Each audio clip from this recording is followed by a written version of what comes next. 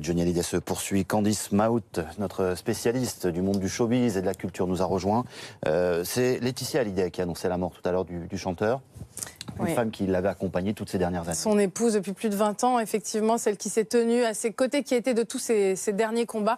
Ça ne pouvait être qu'elle, hein, évidemment, qui pouvait l'annoncer. D'ailleurs, elle l'a fait dans de très jolis termes. Très sincèrement, voilà, Johnny Hallyday est parti. J'écris ces mots sans y croire. Et pourtant, c'est bien cela. Mon homme n'est plus. Il nous quitte cette nuit, comme il aura vécu tout au long de sa vie, avec courage et dignité. Vraiment, c'est ce qu'elle a souligné tous ces derniers jours, courage et dignité.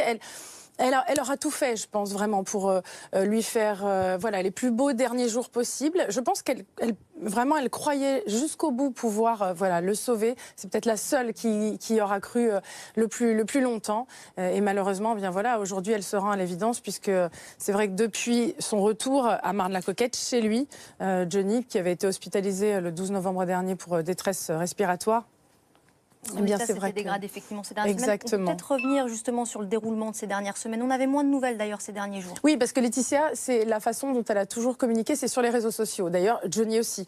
Il s'adresse aux fans directement. Ça a toujours été voilà, son envie, sa politique. Et c'est comme ça qu'il a voulu communiquer. C'est comme ça qu'il avait d'ailleurs appris à ses fans sa maladie. Et depuis quelques jours, effectivement, on ne voyait plus du tout de photos, il ne donnait plus du tout de nouvelles. Et ça, évidemment, on sentait que ce n'était pas un bon signe.